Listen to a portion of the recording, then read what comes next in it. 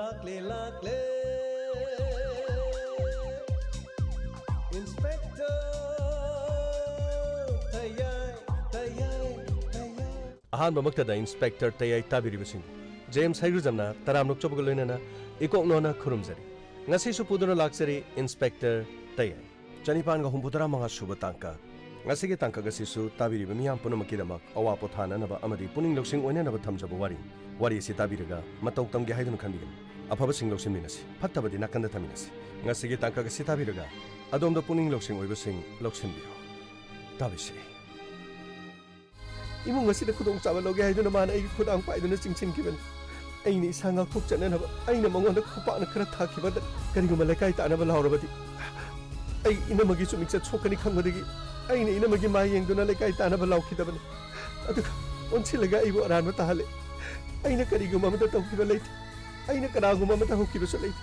aigi puroiba leiri aduga ai isada karimata soide habse doctor na che ulibadu mayamna aibu thajabidribu karigino is managa loyada kupana thaiba ha loya nangmoda kupana thabro ima mana aibu khudang paira chingchale duga mana yadena aiboda kupana tharini chumra ibaina haise chumra aran mani madumak nate aina hojik haise kibaduni nang oidaba ngangi natra nang imung asida namittana sa ubangamdraga imung asida lakpa mi khudima ai chegi nupa fawa ibai fawa pu masi kar pu ai machin je men janji lekai tadana ba adugane matung marau todana ba khariamna phuje masi khariamna phuje aina harisin nang chen hayo makhoi thamo karino to birisi ba lan mana mana lalaga aingonda taina birisi ba karigino aina kari lan khrbage ashengo hagira hairo ayo ashengo hagira hairo ayo kana leibage ai bomda kan biyo ai bomda likai tanaba law hairo nakhauji meraga ngako nupa masa makuri gi melon se thadong ne si thadong nang asing hyderabad nang apaboiro ai gi khut nang soidana sigani hey sikibadi yade sikrabadi ne komhai oigani matang chap charabadi handaki matang sida tang thoragane nang luhungda ba yadabani nang hai thaja kai haige babong na che du nang gi luhungbugi matang du karino khara tanage haidena call tobun adubu mathau chinbra karino call amata pairakte ne nang wari ga sanabro babong ngarang di wari sanabani adubu ngasigi di sanadri kari torobono khangdine aibo amuktang ga call toroga yengsira kari imungdu da kamdoribano nangi lohong khongdobungi matang sidasu masu karino pamda wari yotai du khara tanasi haidana isu khandana tobani ne adubu phone pairakte pam ai call torgam te yeng hoi amta khingage masune amuktang lahaning bani namadu leiradi phaido tana phamsi karimata leitabani ne pam phone di chale pai di khatti aduni ne mathau chenbra khangde ne pare hello iche oh kaidorge thaja kari leirage pabungna call tawi hai sumpai pai de na haiba ada pabungna wari ma sana ningba male ai somna kanda phi khara suru bani hojipudi loire da nangi call apsida kadaino pabungdu pailo kari hari jano hoi che pabung se akhoi che pai rabani le hao nang wai ne phone to budu na thau chenbra karino phone pairakte ne pabung ai somna kanda phi khara suru bani ai su khalle na thau torongani haida adubu nanaw nu pisi luhonga dori base tana phom karimata leite karino pochang chachang leigedaba sing asisu nupi me yaudravadi aina di kari toruni aina kari khangluni nama du leidana nama ga ta thok ta sin tawni haiba sunate do hoi pabung ai soidana maki aisu somda yumda hainaraga lakke na tawbani kitang somda thabak se chindana tawbani pabung ai soidana lakani le hao nangbu yum madu da nungairi brane kari showada palaitaba natro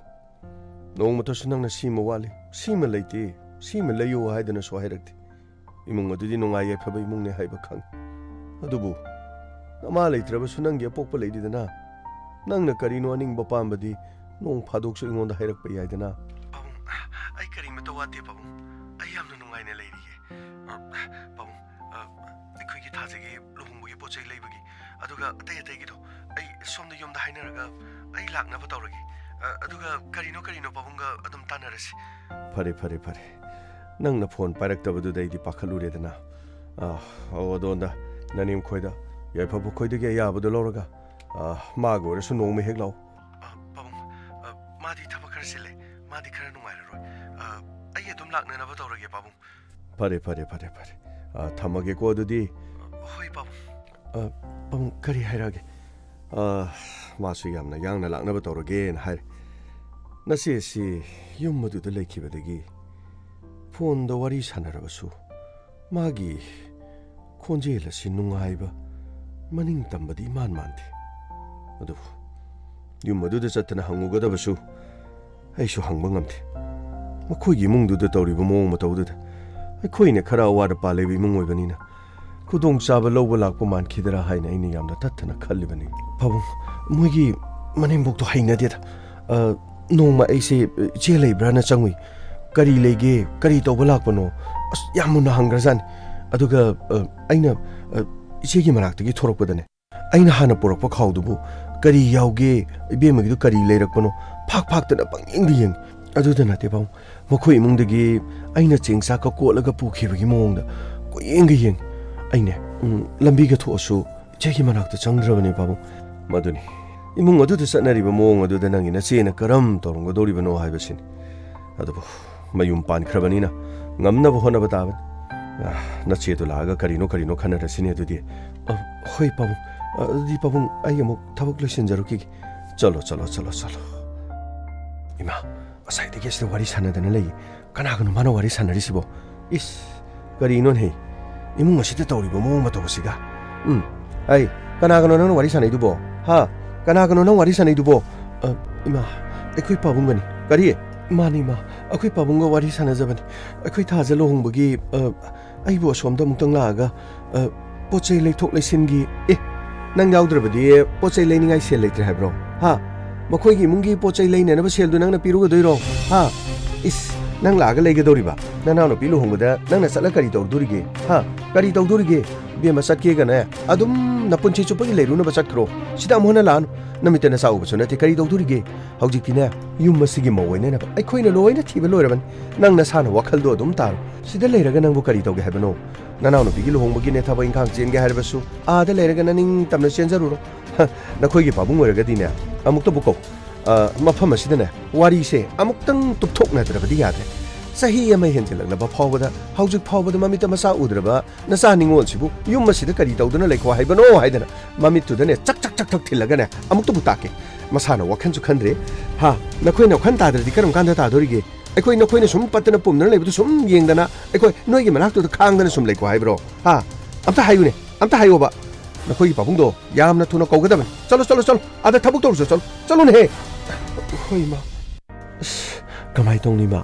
asigi mong sinadi yumchi thadoga chalu yaro somdadi aidi wari sana ba hokre adu somdana na sana padu ga amutong unana basu haira abani nangi wari do adom sana pam thokpa sano isana sinbabu afaba natana kari oine ge loina makna mane ge aduga aikoi gi imungi maramdadi nangna ningthi jana wari sabata ima aikoi gi dileri ba mong sida aina loina wari do saraban adubu ima yum masida mawasi lesan manina mahak sidaida migi yum thugaina ba lakpadi ngamoi haidana aingonda hai leireba masi mato karamna chatlan khidoino ba hai karim ta khalu chatlan khina ba dudi sin ba tabani ne hauji aina mapa du ko hari dun yadraga aina call toroga kaugan adu bima mugi kaino masana pi lohong ba khot pa hai dudi lohong ba leibani na du adana mo toroidro hera makhoi gi lohong ba na luba na te aikoi gi mungdu su lohong ga dorisidi makhoi gi lohong ba na lubro laktaba yade la o haidana aina ne ngahak leiraga call tawga tai masana pina so soidana haijan haidredana aina ko bataredana wakhangda basinga sidi takpi batabani aduima lehau lerin kai di maudula o haibadi yarui kamai tawdoino somdana mana amuktang unagina so hai kai hai kisige unalo karino yanana batu silalo marak asida ma tanthokina badu di sin bataredana mapada hairaga yengi yadredana yum sidagi namdana thokina ba sin batabani kaino adu ngamdrabadi Ketabi ai leru kari kanaruni. Ai se ketabi ni ketabi. Kari tawgani. Imung asida tawriba mawng asidi. Ai bu yum asidagi satkinanabani. Kairo lekai gi mamangda pabung gi maina kari oyogani. Inaw nupi ima luhonggadawriba sida. Aina mug yumda halaktuna leirabadi. Pabung gi mai khunaba soidana oigani. Ai kari tawgani. Ai kari khongthang thangani. Ai kadaida chatgani. Ai kanada tamgani. Natragana ai isa ithanta sijaduna taibang thadokduna chatkrasira. Adu oirabadi imung asigisu maning thungaurani. Adubu ai naunupigi luhongba phawbadangdi ai ngaikiba tare. Ai ngaikiba tare.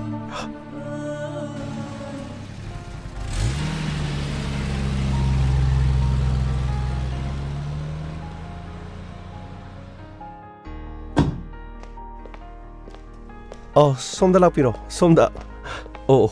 Ai khajitang thengre. Waro bibiya deko. Kesu kaidida. Thabak chinmanina matamdo konada boirangmani. Kesu kaidi. Aigi ming ai khangjari. Limishana. Aigi mingna ai khangjari. Yai phaba. Hoi. Yam nungaire. Kari kari chagani. Yare. Coffee amatang thagalore. Chamchamna sum formalities amoina wari makak sum sanajinna tawbanida. Hoi, adugini, aisu kuichena harakpadudagi haktang chatluragena lain yamna nungai ichena haibe inba opa moiba imana haibe inba macha moiba masidi athoibani haiba tareni ado pausibudi nungai tre aduga aina thangadoriba khongthang sisu migi imung ama thogairaga aigi imung ama sagatpa haiban haibadadi onthokna phajakhidraba mina sunung siroidoriban adubu punchi haibase yum panariba singsi saudanauda semaga aigi sagai matang lehongnanaba sagai semani haibatar mani achumani adubu aigi laibakta sumna tamlamtri adumangna ai mina ibudi soidana nungsinadabige ngangnakibadi adubu mina ngangnai haiduna aigi chaudana da lehodrabadi aini yum palubagi kari kanani yaifabagi wafamse ai no toksinjare yamna phajaba wafamni aduga Lohongdring eda nupa nupi anigi relation makhoi anigi mari mase ayama matamda loina phase lohongkraba matungdadi magi aningba pamadu thungnaraga phangnaraba matungdagi di nungsinabagi mari se hana lohongdring eda leramba madugi ikhonglang singado loina mangki masi chumiko madumakti warobin aidi yum pandribanina madugi experience to ingonda leiti yaifabadi yum panbirabanina haibadi ahan matamda lehawga khangnarakpada lekhiba nungsiba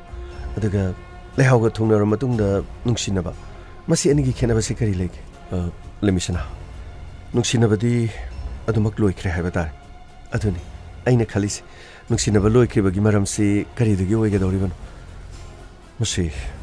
mana mamita macha uraktaba aduga aigi imungda leiriba aigi ima tasengna harakanda pressure yamna pi masi khakta natana akhoi sesu matam khara leini haiduna khoidalai makhoisu mayum panbadi koitri adudi makhoidi mamita macha urabro makhoigi su udri aduba makhoigi di thama singyamtri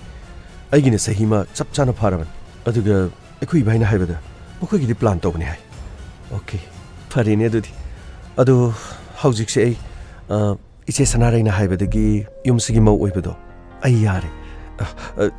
yamno nungaise yabibadagi damakta limishanabu haininga leitana thagachari ada aina wajaribadi haujipudi khangnaribanina aiba yamna nungsibiri hayeng amu ai amu gyum palaba matungda lehaugomna amu nungsibiraktadi kamdong no madudi kedongeda amana thol lehaudo tholiba thodoksidi lehauna mamita macha udabagini adubu aduguma thodokdudi limbisanadadi sungtok thol adubu khangaudan ai amu icha uraktrabadi kamdoba mado limbisanadadi sungtok thoi aina thajabale limbisana aibu thajabiu madu punamaktu loine yananaba aina wafama matangdi haijaning kari wafam haibiu mado ai hiti yajagi haibiu aigi su soidanaba aduga yaifabagi su soidananaba lohongdringaida test amamam tang tawrase kari test no togodoribo test tawba haibadi ꯑꯩ ꯃꯃꯥ ꯑꯣꯏꯕ ꯉꯝꯒꯗꯧꯔꯤꯕ꯭ꯔꯥ ꯑꯗꯨꯒ ꯁꯣꯝꯅ ꯃꯄꯥ ꯑꯣꯏꯕ ꯉꯝꯒꯗꯧꯔꯤꯕ꯭ꯔꯥ ꯃꯗꯣ test ꯑꯃꯃꯝ ꯇꯧꯗꯨꯅ ꯊꯥꯖꯅꯕꯗꯨ ꯂꯩꯔꯗꯤ ꯑꯋꯥꯠ ꯑꯄꯥ ꯂꯩꯔꯝꯂꯕꯁꯨ ꯗꯣꯛꯇꯔꯅ ꯍꯤꯗꯥꯛ ꯒꯨꯂꯤ ꯆꯥꯔꯒ ꯐꯅꯤ ꯍꯥꯏꯔꯕꯁꯨ ꯍꯤꯗꯥꯛ ꯒꯨꯂꯤ ꯆꯥꯔꯒ ꯑꯃꯨꯛ ꯍꯟꯅ ꯇꯦꯁ ꯇꯧꯔꯒ ꯆꯞ ꯆꯥꯕ ꯃꯃꯥ ꯑꯃ ꯃꯄꯥ ꯑꯃ ꯑꯣꯏꯒꯅꯤ ꯍꯥꯏꯕꯗꯣ ꯃꯗꯨ ꯈꯪꯂꯕꯗꯤ ꯍꯦꯟꯅ ꯅꯨꯡꯉꯥꯏꯔꯣꯏꯗ꯭ꯔꯥ ꯍꯦꯟꯅ ꯐꯔꯣꯏꯗ꯭ꯔꯅꯦ ꯂꯦꯝꯕꯤꯁꯅꯥ ꯃꯗꯨꯗꯤ ꯌꯥꯝꯅ ꯃꯔꯨ ꯑꯣꯏꯕ ꯅꯠꯇꯦꯗ ꯃꯔꯨ ꯑꯣꯏꯔꯤꯕꯗꯤ ꯅꯨꯡꯁꯤꯅꯕꯗꯨꯅꯤ ꯊꯨꯡꯅꯕꯗꯨꯅꯤ ꯌꯥꯏꯐꯕ ꯂꯩꯍꯥꯎꯒꯁꯨ ꯊꯨꯡꯅꯔꯤꯁꯤꯗꯤ ꯂꯩꯍꯥꯎꯒꯁꯨ ꯀꯥꯏꯅꯒꯗꯧꯔꯤ ꯂꯨꯔꯤꯕ ꯋꯥꯐꯝꯗꯤ ꯂꯩꯍꯥꯎꯅ ꯇꯉꯥꯏꯐꯗꯅ ꯍꯧꯖꯤꯛ ꯌꯨꯝ ꯑꯁꯤꯗꯒꯤ ꯆꯠꯂꯨ ꯌꯥꯗ꯭ꯔꯕꯗꯤ ꯑꯗꯨꯝ ꯀꯔꯤ ꯇꯧꯕꯤꯒꯅꯤ ꯆꯠꯂꯨ ꯌꯥꯗ꯭ꯔꯒꯗꯤ ꯃꯍꯥꯛꯄꯨ ꯅꯝꯗꯅ ꯇꯥꯟꯒꯅꯤ ꯃꯗꯨ ꯇꯉꯥꯏꯐꯗ꯭ꯔꯒꯗꯤ ꯑꯩꯒ ꯅꯪꯒ ꯊꯨꯡꯅꯗꯕꯗꯤ ꯌꯥꯗꯕꯅꯤꯅ ꯀꯔꯤꯅꯣ ꯇꯉꯥꯏꯐꯗꯕ ꯈꯣꯡꯊꯥꯡꯁꯤꯡ ꯂꯧꯕ ꯇꯥꯕꯅꯤ ꯑꯗꯨꯅꯤ ꯌꯥꯏꯐꯕ ꯑꯩꯅ ꯍꯥꯏꯖꯔꯤꯕ ꯋꯥꯐꯝꯁꯦ ꯅꯍꯥꯛꯀꯤꯁꯨ ꯇꯦꯁ ꯇꯧꯔꯁꯤ ꯑꯩꯒꯤꯁꯨ ꯇꯦꯁ ꯇꯧꯔꯒ ꯑꯩ WhatsAppꯇ ꯊꯥꯖꯔꯛꯀꯦ ꯑꯗꯨꯒ ꯌꯥꯏꯐꯕꯒꯤꯁꯨ ꯊꯥꯕꯤꯔꯛꯑꯣ ꯇꯦꯁꯇꯣ ꯄꯨꯟꯅ ꯇꯧꯔꯤꯉꯩꯗ ꯏꯆꯦꯒꯤꯁꯨ ꯑꯗꯨꯒ ꯏꯕꯥꯏꯒꯤꯁꯨ ꯇꯦꯁꯇꯣ ꯄꯨꯟꯅ ꯍꯦꯛ ꯇꯧꯕꯤꯔꯣꯅꯦ ꯑꯗꯨꯒ ꯑꯩꯅ ꯍꯥꯏꯖꯒꯗꯕꯗꯤ ꯌꯨꯝ ꯑꯃꯗ ꯃꯧ ꯑꯃ ꯂꯩꯔꯤꯉꯩꯗ ꯑꯩ ꯌꯨꯝ ꯑꯗꯨꯒꯤ ꯃꯧ ꯑꯣꯏꯕꯗꯤ ꯉꯝꯂꯣꯏ ꯑꯗꯨꯒ ꯑꯩꯅ ꯍꯥꯏꯖꯒꯗꯕ ꯑꯃꯅ ꯌꯨꯝ ꯑꯗꯨꯗꯒꯤ ꯂꯩꯍꯥꯎꯕꯨ ꯆꯠꯈꯤꯅꯕ ꯍꯣꯠꯅꯕꯗ ꯂꯩꯍꯥꯎꯒꯤ ꯄꯨꯟꯁꯤꯗꯤ ꯃꯥꯡꯍꯟꯕꯤꯒꯅꯨ ꯑꯗꯨꯒ ꯑꯥꯏꯟꯒꯤ ꯃꯇꯨꯡ ꯏꯟꯅ ꯇꯧꯐꯝ ꯊꯣꯛꯄꯁꯤꯡꯗꯣ ꯂꯣꯏꯅ ꯇꯧꯕ ꯌꯥꯏ ꯅꯨꯄꯥ ꯑꯃ ꯅꯨꯄꯤ ꯑꯃ ꯑꯅꯤ ꯌꯥꯅꯔꯛꯇ ꯃꯇꯝꯗ ꯃꯈꯣꯏ ꯑꯅꯤ ꯗꯥꯏꯚꯣꯔꯁ ꯇꯧꯕ ꯌꯥꯏ ꯃꯗꯣ ꯑꯥꯏꯟꯅ ꯑꯌꯥꯕ ꯄꯤꯔꯤ ꯑꯗꯨꯕꯨ ꯌꯨꯝ ꯑꯗꯨꯗ ꯂꯩꯍꯟꯅꯤꯡꯗ꯭ꯔꯤꯕꯅꯤ ꯍꯥꯏꯗꯨꯅ ꯌꯨꯝ ꯑꯗꯨꯗ ꯂꯩꯕ ꯃꯧ ꯑꯃꯕꯨ ꯃꯌꯥꯝ ꯆꯪꯗꯨꯅ ꯍꯥꯠꯄ ꯍꯥꯏꯕꯁꯦ ꯏꯃꯨꯡ ꯑꯗꯨꯒꯤꯁꯨ ꯈ꯭ꯋꯥꯏꯗꯒꯤ ꯑꯋꯥꯕ ꯐꯤꯕꯝ ꯑꯃ ꯇꯥꯒꯗꯧꯔꯤꯅꯤ ꯍꯥꯏꯕ ꯌꯥꯏꯐꯕꯅꯁꯨ ꯍꯦꯟꯅ ꯈꯪꯕꯤꯔꯝꯂꯒꯅꯤ ꯈꯜꯂꯤ ꯑꯩ ꯂꯣꯏꯅ ꯈꯪꯖꯔꯦ ꯑꯗꯨꯕꯨ ꯇꯦꯁꯀꯤ ꯃꯇꯥꯡꯗꯨꯃꯗꯤ ꯗꯣꯛꯇꯔꯗ ꯆꯠꯂꯒ ꯀꯔꯤꯒꯤ ꯏꯀꯥꯏꯕꯤꯔꯤꯅꯣ ꯃꯗꯨꯒꯤꯗꯃꯛꯇ ꯀꯔꯤꯁꯨ ꯏꯀꯥꯏꯅꯤꯡꯉꯥꯏ ꯂꯩꯇꯦ ꯑꯩꯅ ꯍꯥꯏꯖꯔꯤꯕꯁꯦ ꯀꯅꯥꯅ ꯈꯪꯅꯤ ꯍꯌꯦꯡ ꯇꯦꯁꯇꯨꯗ ꯑꯩꯉꯣꯟꯗ ꯑꯃꯨꯛ ꯃꯃꯥ ꯑꯣꯏꯕ ꯌꯥꯕꯒꯤ ꯑꯌꯥꯕꯗꯨ ꯂꯩꯔꯝꯗ꯭ꯔꯕꯗꯤ ꯑꯩꯁꯨ ꯂꯩꯍꯥꯎꯒꯨꯝꯅ ꯏꯃꯨꯡ ꯑꯗꯨꯗꯒꯤ ꯁꯣꯏꯗꯅ ꯇꯥꯟꯊꯣꯛꯄꯤꯔꯛꯀꯅꯤ ꯈꯜꯂꯤ ꯑꯗꯨꯒ ꯀꯔꯤꯒꯨꯝꯕ ꯂꯨꯍꯣꯡꯂꯕ ꯃꯇꯨꯡꯗ ꯑꯗꯣꯝꯗ ꯑꯃꯨꯛ ꯑꯁꯣꯏꯕ ꯂꯩꯔꯝꯂꯕꯗꯤ ꯃꯥꯡꯖꯒꯗꯧꯔꯤꯕꯁꯦ ꯑꯩꯅꯤ ꯑꯗꯨꯅ ꯄꯨꯝꯅꯃꯛꯁꯤꯡ ꯑꯁꯤ 9 ꯊꯣꯛꯅ ꯈꯟꯅꯔꯒ ꯇꯦꯁ ꯑꯃꯃꯨꯛ ꯇꯧꯅꯕꯒꯤ ꯔꯤꯄꯣꯔꯠꯇꯣ ꯊꯥꯅꯔꯁꯤ ꯃꯗꯨꯒꯤ ꯃꯇꯨꯡꯗ ꯃꯈꯥ ꯇꯥꯕ ꯀꯔꯤ ꯇꯧꯒꯗꯒꯦ ꯍꯥꯏꯕꯗꯣ ꯈꯟꯅꯔꯁꯤ ꯋꯥꯔꯧꯕꯤꯕ ꯌꯥꯗꯦ ꯑꯩꯁꯨ ꯁꯣꯝꯒꯤ ꯏꯆꯦꯗꯨ ꯌꯥꯝꯅ ꯂꯨꯅ ꯈꯟꯖꯕꯅꯤ ꯏꯆꯦꯅ ꯍꯥꯏꯃꯟꯕꯒꯤ ꯑꯩꯁꯨ ꯋꯥꯐꯝꯁꯤꯡ ꯑꯁꯤ ꯌꯥꯔꯒꯗꯤ ꯍꯥꯏꯗꯅ ꯌꯥꯒꯦ ꯍꯥꯏꯖꯈꯤꯕꯅꯤ ꯃꯁꯤꯃꯇꯪ ꯏꯟꯕꯤꯌꯨ ꯁꯅꯥꯔꯦ ꯀꯩꯗꯧꯔꯒꯦ ꯏꯃꯥ ꯅꯨꯄꯥꯅ ꯆꯠꯈꯤꯕꯗꯨꯕꯨ ꯀꯝꯗꯧꯗꯧꯔꯤꯅꯣꯅꯦ ngasi kok purage kladi wasi kok loi sinaragadaban yum asida mau pure nang chattaba yaroi haidana giri hector ga mangak chamje pairaga illaga tan khraga loridana matudu yaroi ni ma khwaidagi lorise mane yum asida leini do haidana dum leiradi imung asida ne mahi langgadori bani ne karino to godori su boima adu oiragana karino court ki se torga divorce paper de soi tongna batare dana lobang amaroi khainare ai pamdre haira lore nati adu de yaraba natro ima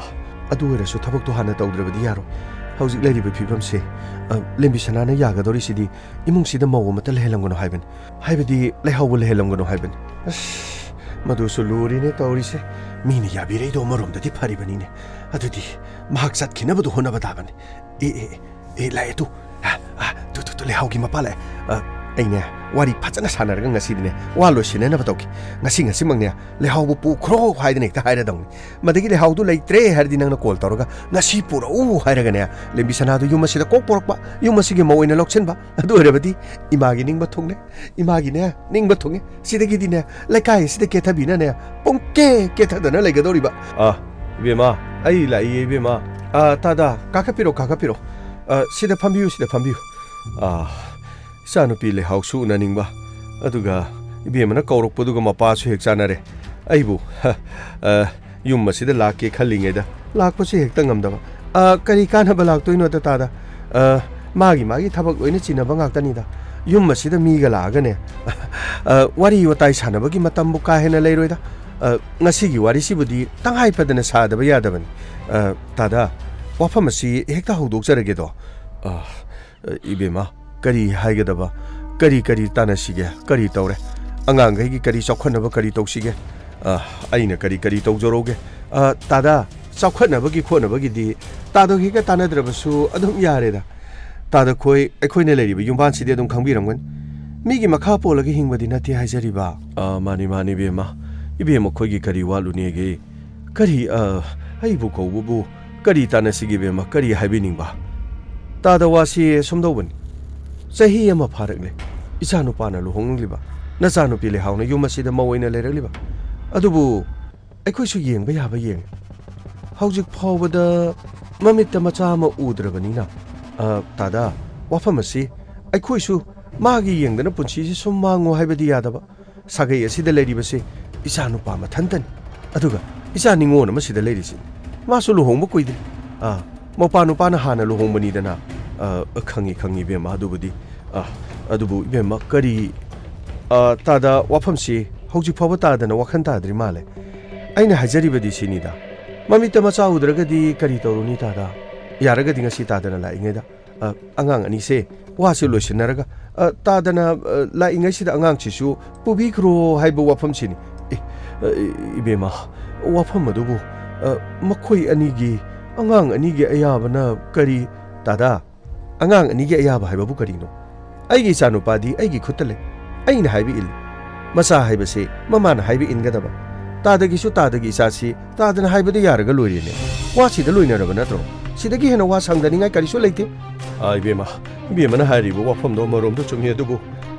ꯃꯆꯥ ꯌꯥꯎꯗꯕꯁꯤꯡꯁꯨ ꯃꯤꯒꯤ ꯃꯆꯥ ꯌꯣꯛꯂꯒ ꯅꯨꯡꯉꯥꯏꯅ ꯑꯗꯨꯝ ꯂꯩꯃꯤꯟꯅꯕꯁꯨ ꯌꯥꯎꯏ ꯑꯗꯨꯒ ꯍꯧꯖꯤꯛꯇꯤ ꯀꯔꯤꯅꯣ medical ꯁꯥꯏꯟꯁꯅ ꯆꯥꯎꯈꯠꯂꯕꯅꯤꯅ ꯀꯔꯤꯅꯣ ꯃꯈꯣꯏ ꯑꯅꯤꯒꯤ ꯇꯦꯁ ꯅꯨꯡꯒꯥꯏꯗꯨ ꯅꯤꯡꯊꯤꯅ ꯇꯧꯗꯅ ꯀꯅꯥꯗ ꯁꯣꯏꯔꯤꯅꯣ ꯀꯔꯤꯗ ꯁꯣꯏꯔꯤꯅꯣ ꯌꯦꯡꯗꯅ ꯑꯁꯣꯏꯕꯗꯨꯗ ꯀꯔꯤꯅꯣ ꯂꯥꯏꯑꯣꯡꯁꯤꯡ ꯑꯗꯨ ꯈꯪꯗꯣꯛꯅꯕ ꯍꯣꯠꯅꯔꯒ ꯂꯥꯏꯌꯦꯡꯂꯒ ꯃꯈꯣꯏꯒꯤ ꯃꯃꯤꯠꯇ ꯃꯆꯥ ꯎꯅꯕ ꯍꯣꯠꯅꯕꯅ ꯐꯔꯣꯏꯗ꯭ꯔꯅꯦ ꯏꯕꯦꯝꯃ ꯀꯥꯏꯅꯕꯕꯨꯗꯤ ꯀꯥꯏꯅꯗꯕꯅ ꯍꯦꯟꯅ ꯐꯠꯇ꯭ꯔꯅꯦ ꯏꯕꯦꯝꯃ ꯀꯔꯤꯅꯣ ꯇꯥꯗꯅ ꯍꯥꯏꯕꯤꯔꯤꯗꯨꯕꯣ ꯃꯤꯒꯤ ꯁꯥꯒꯩꯒꯤ ꯃꯤꯒꯤ ꯃꯆꯥ ꯌꯣꯛꯑꯒ ꯌꯨꯝꯁꯤꯗ ꯀꯔꯤꯗꯧꯕꯩ ꯊꯝꯗꯣꯔꯤꯅꯣꯅꯦ ꯑꯩꯒꯤ ꯁꯥꯒꯩꯒꯤ ꯑꯩꯒꯤ ꯏꯆꯥ ꯂꯩꯖꯔꯤꯁꯤ ꯅꯨꯄꯤ ꯑꯇꯣꯞꯄ ꯑꯃ ꯊꯤꯔꯒ ꯑꯩꯒꯤ ꯁꯥꯒꯩꯒꯤ ꯏ ꯇꯥꯟꯕ ꯌꯥꯏ ꯅꯠꯇꯦ ꯀꯔꯤꯅꯣ ꯍꯥꯏꯕꯤꯔꯤꯗꯨꯕꯣ ꯇꯥꯗꯅ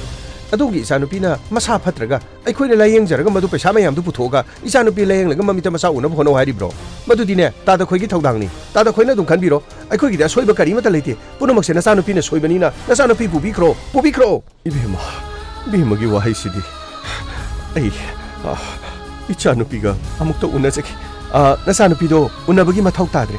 ꯗꯥꯏꯔꯦꯛ ꯀꯧꯊꯣꯛꯄꯤꯔꯒꯅꯦ ꯌꯨꯝꯗ ꯑꯗꯨꯝ ꯄꯨꯕꯤꯈ꯭ꯔꯣ ꯋꯥꯐꯝꯁꯤ ꯁ꯭ꯋꯥꯏꯗ ꯂꯣꯏꯅꯔꯁꯤ ꯇꯥꯗ ꯑꯩꯈꯣꯏꯗꯤꯅꯦ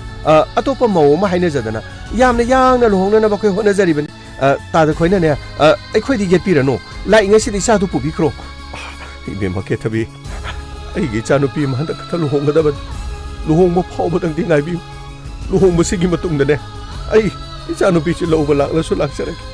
ꯍꯧꯖꯤꯛ ꯑꯩꯅ ꯏꯆꯥꯅꯨꯄꯤꯁꯦ ꯃꯄꯨꯔꯣꯏꯕꯒ ꯀꯥꯏꯅꯔꯦ ꯍꯥꯏꯗꯨꯅ ꯌꯨꯝꯗ ꯄꯨꯔꯛꯄ ꯃꯇꯝꯗ ꯏꯆꯥꯅꯨꯄꯤ ꯂꯨꯍꯣꯡꯒꯗꯧꯔꯤꯕ ꯏꯃꯨꯡ ꯑꯗꯨꯅ ꯀꯔꯤꯅꯣ ꯂꯥꯟꯅ ꯎꯈꯤꯕꯁꯨ ꯌꯥꯏ ꯏꯕꯦꯝꯃꯅ ꯅꯨꯡꯁꯤꯕꯤꯗꯅꯅꯦ ꯃꯇꯝ ꯑꯗꯨ ꯐꯥꯎꯕꯗꯗꯤ ꯑꯌꯥꯕ ꯑꯃꯨꯛꯇ ꯄꯤꯕꯤꯌꯨ ꯏꯕꯦꯝꯃ ꯀꯔꯤꯅꯣ ꯍꯥꯏꯔꯤꯁꯤꯕꯣ ꯅꯈꯣꯏꯒꯤ ꯅꯆꯥꯅ ꯂꯨꯍꯣꯡꯕꯅ ꯃꯔꯨ ꯑꯣꯏꯕ꯭ꯔꯥ ꯍꯥꯏꯁꯤꯕꯣ ꯑꯩꯈꯣꯏꯒꯤꯁꯨ ꯏꯆꯥ ꯂꯨꯍꯣꯡꯒꯗꯧꯔꯤꯕꯅꯤ ꯑꯩꯈꯣꯏ ꯏꯆꯥꯗꯨꯁꯨ ꯂꯨꯍꯣꯡꯒꯗꯧꯔꯤꯕ ꯁꯥꯒꯩ ꯑꯁꯤꯒꯤꯅꯦ ꯑꯩꯈꯣꯏꯁꯨ ꯃꯊꯪ ꯆꯧꯗꯥ ꯅꯣꯗꯥꯗꯨ ꯁꯦꯝꯒꯗꯧꯔꯤꯕ ꯅꯈꯣꯏꯒꯤ ꯅꯆꯥ ꯂꯨꯍꯣꯡꯕꯒꯤꯗꯃꯛ ꯑꯩꯈꯣꯏꯗ ꯀꯩꯗꯧꯕꯒꯤ ꯃꯤꯔꯦꯝ ꯀꯥꯟꯅꯗꯕꯗꯨ ꯆꯥ ꯊꯥꯛꯇꯅ ꯑꯩꯈꯣꯏ ꯁꯤꯗ ꯊꯝꯗꯣꯔꯤꯕ ꯍꯧꯖꯤꯛꯃꯛꯅꯦ ꯂꯣꯏꯅ ꯄꯨꯕꯤꯈ꯭ꯔꯣ ꯑꯑꯣꯟ ꯑꯑꯣꯟꯒꯥꯏꯁꯦ ꯑꯩꯈꯣꯏ ꯑꯃꯠꯇ ꯄꯥꯝꯖꯗꯦ ꯂꯣꯏꯅ ꯄꯨꯈ꯭ꯔꯣ ꯀꯗꯥꯏꯗꯒꯤꯅꯣ ꯎꯇꯦꯛ ꯋꯥꯇꯦꯛ ꯈꯔ ꯄꯨꯔꯒ ꯌꯨꯝꯁꯤꯗ ꯊꯝꯐꯝ ꯂꯩꯇꯅꯕ ꯐꯖꯈ꯭ꯔꯕ ꯌꯨꯝꯁꯤꯗꯅꯦ ꯌꯨꯝꯗꯒꯤꯅꯤ ꯎꯠꯂꯛꯏꯅꯤ ꯀꯥꯏꯅ ꯃꯇꯩꯗ ꯎꯄꯨ ꯀꯥꯡꯊꯣꯟ ꯈꯔ ꯎꯠꯂꯛꯏꯗꯣ ꯃꯗꯨ ꯊꯝꯕꯗꯅꯦ ꯌꯨꯝ ꯃꯁꯛ ꯊꯤꯕꯅ ꯂꯣꯏꯔꯦ ꯄꯨꯈ꯭ꯔꯣ ꯂꯣꯏꯅ ꯄꯨꯈ꯭ꯔꯣ ꯅꯆꯥꯅꯨꯄꯤꯁꯨ ꯄꯨꯈ꯭ꯔꯣ ꯎꯇꯦꯛ ꯋꯥꯇꯦꯛꯁꯤꯡꯁꯨꯅꯦ ꯀꯔꯤꯅꯣ ꯒꯥꯔꯤ ꯋꯥꯏꯔ ꯄꯨꯒꯦꯔꯥ ꯁꯟ ꯒꯥꯔꯤ ꯋꯥꯏꯔ ꯄꯨꯒꯦꯔꯥ ꯅꯈꯣꯏ ꯈꯨꯡꯒꯪꯗꯒꯤꯅꯦ ꯀꯅꯥꯅꯣ ꯈꯔ ꯈꯣꯝꯃꯒ ꯂꯣꯏꯅ ꯄꯨꯕꯤꯈ꯭ꯔꯣ ꯏꯕꯦꯝꯃ ꯑꯩ ꯏꯕꯦꯝꯃꯅ ꯍꯥꯏꯕꯗ ꯂꯣꯏꯅ ꯌꯥꯖꯩ ꯏꯕꯦꯝꯃꯅ ꯅꯨꯡꯁꯤꯕꯤꯗꯅ ꯏꯆꯥꯅꯨꯄꯤ ꯑꯇꯣꯝꯕꯤꯒꯤ ꯂꯨꯍꯣꯡꯕꯁꯦ ꯃꯁꯤ ꯐꯥꯎꯕꯗꯗꯤ ꯉꯥꯏꯕꯤꯌꯨ ꯀꯩꯗꯧꯕꯒꯦ ꯃꯁꯤ ꯐꯥꯎꯕꯗꯗꯤ ꯑꯃꯨꯛꯇ ꯉꯥꯏꯕꯤꯌꯨ ꯂꯥꯎ ꯁꯅꯥꯔꯤ ꯂꯥꯎ ꯏꯃꯨꯡꯗ ꯂꯥꯎ ꯏꯕꯦꯝꯃ ꯄꯥꯕꯨꯡꯅ ꯀꯔꯤꯒꯤꯅꯣ ꯌꯨꯝ ꯑꯁꯤꯗ ꯂꯥꯛꯏꯁꯤꯕꯣ ꯍꯥꯏꯕꯤꯌꯣ ꯄꯥꯕꯨꯡꯕꯨ ꯀꯔꯤ ꯇꯧꯕ ꯂꯥꯛꯄꯅꯣ ꯄꯥꯕꯨꯡ ꯂꯩꯍꯥꯎ ꯑꯩ ꯅꯈꯣꯏꯒꯤ ꯅꯅꯦꯝꯕꯣꯛꯅ ꯀꯧꯕꯗꯒꯤ ꯂꯥꯛꯄꯅꯤꯅꯦ ꯅꯅꯥꯎ ꯅꯨꯄꯤꯒꯤ ꯂꯨꯍꯣꯡꯕꯒꯤ ꯃꯇꯥꯡꯗꯁꯨ ꯀꯔꯤꯅꯣ ꯈꯔ ꯇꯥꯟꯅꯁꯤꯔꯥ ꯍꯥꯏꯗꯅ ꯑꯩ ꯃꯄꯥ ꯆꯥꯅꯔꯦ ꯍꯥꯏꯗꯨꯅ ꯂꯥꯛꯄꯅꯤ ꯑꯩꯒꯤ ꯏꯆꯥꯅꯨꯄꯤꯗꯤ ꯌꯨꯝꯕꯥꯟ ꯅꯨꯡꯉꯥꯏꯅ ꯄꯥꯜꯂꯝꯃꯤꯗꯅ ꯄꯥꯕꯨꯡ ꯐꯔꯦꯁꯦ ꯄꯥꯕꯨꯡ ꯌꯥꯅꯕ ꯀꯔꯤꯅꯣ ꯁꯤꯟꯅꯔꯁꯤ ꯄꯥꯕꯨꯡ ꯉꯁꯤꯒꯤꯗꯤ ꯌꯧꯕꯤꯔꯣ ꯑꯩ ꯄꯣꯠ ꯆꯩ ꯂꯩꯕꯒꯤꯗꯣ ꯑꯩ ꯂꯥꯛꯅꯕ ꯑꯗꯨꯝ ꯇꯧꯈꯤ ꯉꯥꯡꯂꯕꯁꯨ ꯆꯩꯔꯕꯁꯨ ꯑꯩꯈꯣꯏꯒꯤ ꯊꯥꯖꯒꯤ ꯂꯨꯍꯣꯡꯕ ꯂꯣꯏꯕ ꯐꯥꯎꯕꯗꯤ ꯑꯩ ꯃꯇꯝꯁꯤ ꯉꯥꯏꯈꯤꯒꯦ ꯄꯥꯕꯨꯡ ꯑꯗꯨꯒ ꯄꯥꯕꯨꯡ ꯑꯩ ꯃꯈꯣꯏ ꯇꯥꯃꯣ ꯂꯥꯛꯑꯒꯁꯨ ꯀꯔꯤꯅꯣ ꯋꯥ ꯈꯔ ꯇꯥꯟꯅꯈꯤꯒꯦ ꯄꯥꯕꯨꯡ ꯀꯔꯤꯁꯨ ꯈꯟꯕꯤꯔꯨꯅꯨ ꯏꯃꯥꯅ ꯑꯩꯅ ꯃꯤꯠꯇ ꯏꯆꯥ ꯎꯗꯕꯁꯤꯗ ꯏꯃꯥꯅ ꯋꯥꯔꯧꯗꯨꯅ ꯉꯥꯡꯂꯤꯕꯅꯤ ꯀꯔꯤꯁꯨ ꯀꯥꯏꯕ ꯂꯩꯇꯦ ꯑꯍꯜ ꯂꯃꯟꯅ ꯉꯥꯡꯕꯕꯨ ꯀꯔꯤ ꯇꯧꯏ ꯍꯥꯏꯕꯒꯦ ꯑꯩ ꯊꯥꯖꯒꯤ ꯂꯨꯍꯣꯡꯕ ꯐꯥꯎꯕꯗꯤ ꯈꯪꯖꯈꯤꯒꯦ ꯃꯗꯨ ꯐꯥꯎꯕꯗꯤ ꯄꯥꯕꯨꯡꯒꯤ ꯃꯤꯡꯆꯠ ꯊꯤꯅꯅꯕ ꯑꯩ ꯀꯅꯥꯒꯨꯝꯕ ꯑꯃꯒꯤ ꯃꯐꯝꯗ ꯑꯌꯦꯠꯄ ꯄꯤꯗꯅꯕ ꯍꯣꯠꯅꯒꯅꯤ ꯍꯩ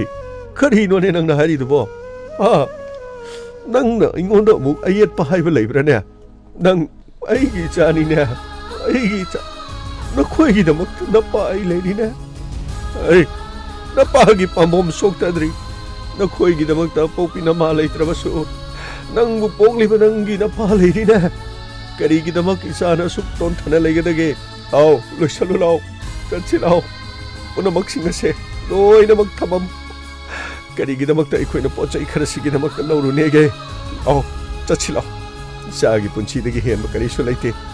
ꯄꯣꯠꯂꯝꯁꯤꯡ ꯑꯁꯦ ꯃꯈꯣꯏꯅ ꯃꯩ ꯊꯥꯗꯣꯛꯀꯦ ꯍꯥꯏꯔꯕꯁꯨ ꯃꯥꯡꯍꯟꯒꯦ ꯍꯥꯏꯔꯕꯁꯨ ꯊꯨꯒꯥꯏꯒꯦ ꯈꯥꯏꯒꯦ ꯍꯥꯏꯔꯕꯁꯨ ꯃꯈꯣꯏꯒꯤ ꯑꯅꯤꯡꯕ ꯑꯄꯥꯝꯕ ꯑꯣꯏꯖꯔꯁꯅꯨ ꯂꯥꯎ ꯏꯄꯥꯒꯤ ꯃꯥꯡ ꯊꯥꯔꯨ ꯂꯥꯎ ꯆꯠꯁꯤ ꯂꯥꯎ ꯂꯥꯎꯅꯦ ꯆꯠꯁꯤ ꯂꯥꯎꯅꯦ ꯂꯩꯍꯥꯎ ꯃꯥꯅ ꯍꯥꯏꯔꯤꯕꯁꯤꯕꯨ ꯅꯪꯕꯨ ꯇꯥꯗꯕ꯭ꯔꯥ ꯂꯩꯍꯥꯎ ꯂꯥꯎꯅꯦ ꯆꯠꯁꯤ ꯂꯥꯎꯅꯦ ꯄꯥꯕꯨꯡ ꯑꯩ ꯊꯥꯖꯒꯤ ꯂꯨꯍꯣꯡꯕ ꯂꯣꯏꯔꯒ ꯄꯥꯕꯨꯡꯅ ꯍꯥꯏꯕ ꯄꯨꯝꯅꯃꯛꯇꯤ ꯌꯥꯖꯈꯤ ꯉꯁꯤꯒꯤꯗꯤ ꯋꯥꯔꯧꯕꯤꯒꯅꯨ ꯄꯥꯕꯨꯡ ꯑꯩ ꯏꯃꯨꯡ ꯑꯁꯤꯗꯁꯨ ꯌꯦꯠꯇꯅꯕ ꯑꯩ ꯄꯨꯝꯅꯃꯛ ꯍꯣꯠꯅꯖꯈꯤ ꯄꯥꯕꯨꯡ ꯅꯆꯥꯒꯤ ꯋꯥꯍꯩꯗ ꯁꯣꯏꯈ꯭ꯔꯕꯁꯨ ꯄꯥꯕꯨꯡꯅ ꯉꯥꯛꯄꯤꯌꯨ ꯑꯩ ꯁꯣꯏꯗꯅ ꯂꯥꯛꯀꯅꯤ ꯍꯌꯦꯡ ꯂꯥꯛꯂꯒ ꯊꯥꯖꯒꯤ ꯂꯩꯒꯗꯕ ꯄꯣꯠꯂꯝꯁꯤꯡ ꯑꯗꯨꯒꯤ ꯇꯉꯥꯏꯐꯗꯕꯁꯤꯡ ꯑꯗꯨ ꯂꯣꯏꯅ ꯇꯧꯔꯁꯤ ꯑꯩꯅ ꯏꯗꯣꯝꯆꯥꯈꯣꯏ ꯏꯃꯥꯕꯨꯈꯣꯏꯗꯁꯨ ꯑꯩꯅ ꯂꯣꯏꯅ ꯍꯥꯏꯈ꯭ꯔꯕꯅꯤ ꯑꯩ ꯁꯣꯏꯗꯅ ꯂꯥꯛꯀꯅꯤ ꯄꯥꯕꯨꯡ ꯄꯥꯕꯨꯡ ꯉꯁꯤꯒꯤꯗꯤ ꯌꯧꯕꯤꯔꯣ ꯅꯆꯥꯒꯤ ꯃꯐꯝ ꯑꯁꯤꯗ ꯄꯥꯕꯨꯡꯒꯤ ꯏꯁꯤꯡ ꯈꯨꯌꯥ ꯑꯃ ꯊꯛꯅꯅꯕꯒꯤꯗꯃꯛ ꯃꯗꯨꯒꯤ ꯑꯌꯥꯕ ꯐꯥꯎꯕ ꯅꯆꯥꯅ ꯄꯤꯕ ꯉꯝꯖꯗꯦ ꯄꯥꯕꯨꯡ ꯌꯧꯕꯤꯈ꯭ꯔꯣ ꯄꯥꯕꯨꯡ ꯅꯆꯥ ꯁꯣꯏꯗꯅ ꯂꯥꯛꯀꯦ ꯄꯥꯕꯨꯡ ꯌꯧꯕꯤꯈ꯭ꯔꯣ ꯏꯄꯥꯒꯤ ꯏꯕꯦꯝꯃ ꯂꯩꯍꯥꯎ ꯐꯔꯦ ꯐꯔꯦ ꯏꯄꯥ ꯆꯠꯂꯒꯦ ꯄꯥꯕꯨꯡ ꯌꯨꯝ ꯑꯁꯤ ꯊꯥꯗꯣꯛꯇꯨꯅ ꯑꯩ ꯁꯣꯏꯗꯅ ꯆꯠꯀꯅꯤ ꯑꯩ ꯏꯄꯥꯝꯗꯁꯨ ꯆꯠꯂꯣꯏ ꯑꯗꯨꯒ ꯏꯃꯨꯡ ꯑꯁꯤꯗꯁꯨ ꯀꯔꯤꯒꯨꯝꯕ ꯑꯃꯇ ꯌꯦꯠꯄ ꯄꯤꯔꯣꯏ ꯑꯩꯒꯤ ꯆꯠꯀꯗꯕ ꯂꯝꯕꯤ ꯑꯃꯗ ꯑꯗꯨꯃꯛ ꯆꯠꯈꯤꯒꯅꯤ ꯑꯩ ꯀꯅꯥꯗꯁꯨ ꯌꯦꯠꯂꯣꯏ ꯏꯃꯥ ꯀꯔꯤꯅꯣꯅꯦ ꯍꯧꯖꯤꯛ ꯃꯣꯏ ꯑꯍꯜ ꯂꯥꯛꯈꯤꯕꯗꯨ ꯀꯩꯅꯣ ꯑꯩꯈꯣꯏ ꯂꯩꯍꯥꯎ ꯄꯨꯗꯅ ꯑꯗꯨꯝ ꯆꯠꯈ꯭ꯔ ꯃꯥꯜꯂꯤ ꯍꯩꯃꯥ ꯂꯩꯍꯥꯎ ꯄꯨꯈꯣ ꯍꯥꯏꯔꯒ ꯄꯨꯗꯅ ꯆꯠꯂꯤꯕ ꯉꯁꯤ ꯅꯣꯡꯃ ꯅꯤꯅꯤꯁꯤꯗꯅꯦ ꯌꯨꯝ ꯑꯁꯤꯗꯒꯤ ꯇꯥꯟꯗ꯭ꯔꯕꯗꯤ ꯌꯥꯔꯣꯏꯗꯧꯔꯤ ꯌꯨꯝꯗ ꯈꯣꯏ ꯁꯥꯕ ꯃꯇꯝꯗꯅꯦ ꯆꯔꯨ ꯃꯩ ꯊꯥꯔꯒ ꯃꯩꯈꯨ ꯋꯥ ꯋꯥ ꯋꯥ ꯀꯥꯜꯂꯒꯅꯦ ꯈꯣꯏ ꯇꯥꯟꯕꯗꯣ ꯑꯗꯨꯃꯥꯏꯅꯅꯦ ꯃꯍꯥꯛꯄꯨꯁꯨ ꯇꯥꯟꯗꯕ ꯌꯥꯔꯔꯣꯏ